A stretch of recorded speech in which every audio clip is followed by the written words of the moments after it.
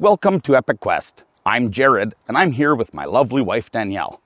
We like to take you to uncommon places and provide local authentic experiences. However, today's quest is for internet. I was so excited to start the Atlantic Canada loop that we left before we're ready and just leaped into the Carvey, which is a wee bit of my life MO anyways. And while we were driving along after 3 days of Northern Ontario highways, we realized cell service outside major cities in Canada is a little like, well... And I was starting to have internet withdrawal. So I begged Jared to install Starlink. The Starlink Kit is fairly pricey up front at $1,000 Canadian.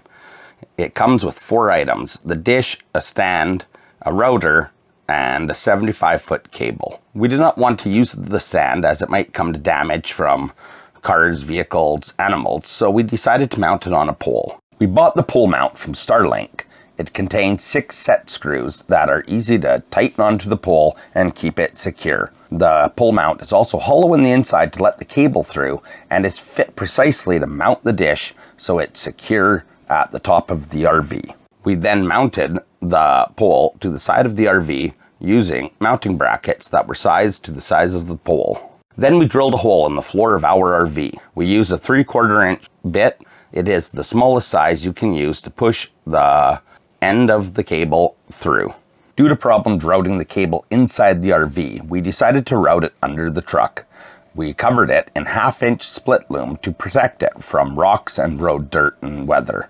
When the cable was finally in place, we could snap the satellite into the pole mount we had purchased from Starlink, and the cable slips into place and connects seamlessly. The whole process was very simple. We just had to pick up a few supplies, and it took about an hour and a half. Voila! We now have internet. All right, so now you've got your Starlink actually facing the sky. Time to actually get internet. Grab your phone. There is no desktop application for the router setup. And on your phone, you've got to download the Starlink app. Then as soon as you start setup, it's going to ask you to name your Wi-Fi network name, give it a cool name, whatever inspires you, set a password because none of us really like to share our Wi-Fi, and then just wait for the setup to complete. Here we are at Cache River, Labrador, which is in between Churchill Falls and Goose Bay, literally in nowhere. And we've got the internet up, I've got my phone open, and here is the speed test. You can see that it is absolutely blazingly fast, which is totally incredible considering how we're out in the middle of nowhere. So overall, it's been a month with a lot of excessive usage, streaming, internet searching, and we have loved our internet. We've had only 1 outage for 20 minutes. That was probably due to a meteor shower that was happening. And otherwise, it has been flawless and fast. So in conclusion, the quest was successful. We has internet.